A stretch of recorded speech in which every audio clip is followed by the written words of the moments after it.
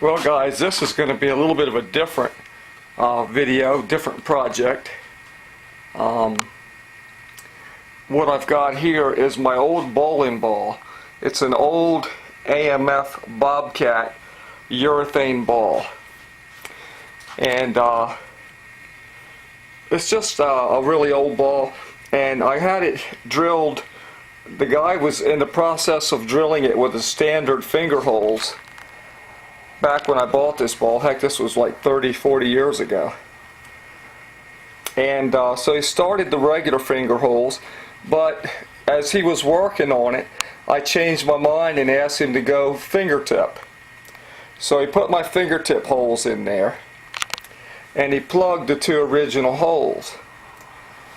Well, over the years, the the index finger hole popped out like a millimeter, just a little bit, but enough to make the ball bump, bump, bump down the alley. I don't bowl very often or anything, and in fact, I can barely even bowl at all anymore. But I just wanted to repair it, and instead of going and paying the lanes, you know, to do it, I thought I'll take a crack at it myself.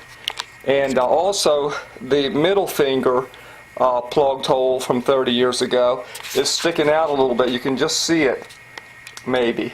And it was always like that, I think. I just never noticed it before. Now, if it pops out, I'll have to repeat this process. But anyway, what I did, and I didn't shoot the video of all of it because it was such dirty work. I had my shop vacuum here. Here's the hose that I was using. I had taken electrical tape and brought that hose right over to the finger hole that was sticking out, that needed to be, you know, drilled out of there. And I used that electrical tape and taped this vacuum hose with like 5 pieces of electrical tape that stretched halfway around the ball to hold it in place. So then I could start drilling and get that hole cleared out, which I did. And I'm sorry I didn't capture all that on the video, but I just thought it was going to be too messy and too noisy with the vacuum on the whole time. But I figure if this repair doesn't work, I can always take it to the lanes and have them fix it, you know. So anyway, this is what I've done. I've mixed up a urethane resin. It's a urethane ball, so it wouldn't be right, I don't think, to try to epoxy, you know, put epoxy in there, because it'd be rock hard, harder than the ball. So this way, the urethane, hopefully, that I put in there will be close to the hardness of this ball. So I put a little bit of chartreuse pigment in there, just to, I wanted the patch to show up so I could see it going down the, you know, down the alley if I bowl, and also so that I can see it more easily if it pops out again. This time I undercut the hole. I don't know what the guy did originally, but I put an undercut in there. So hopefully that would make the plug stay in place. And I'll pick up this, you know, this is going to be, I'm going to let this cure overnight. And this gets really hot, man. You can barely touch it. But it's rock hard already. And after it cures overnight, I'll come out here and try to video some removing this. This is just a non-curing clay. It's a soft modeling clay that never hardens. And I wiped the ball off after cleaning it and vacuuming it and all that. I wiped the ball off real well with isopropyl alcohol to get any grease and all that off. And that helped this non-hardening clay stick better to make the seal that's necessary so the resin didn't run everywhere.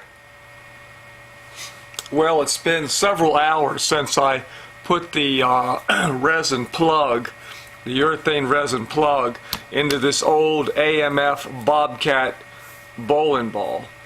And rather than wait till tomorrow to remove this soft clay, I'm just going to go ahead and remove it now. The resin is definitely rock hard times 20. See? So the clay comes right off, no problem. And I'm doing this under a sort of weird lighting because if I have the overhead light on, it was so bright in the camera that it washed everything out. And you couldn't see this plug very well. So alright, so there's the clay. I'll just take that off. And you can see that it's quite a thick excess. I gave myself like about a little more than 1/8 of an inch excess resin. So tomorrow, I'm just going to let this set up. Tomorrow, when it's definitely cured 100%, I will begin to grind this down, and when I get it really close, I'll grind down this other finger plug as well, because I can feel it slightly humped. And I think the reason why these two, I think this one's actually popping out as well, that it wasn't like that originally.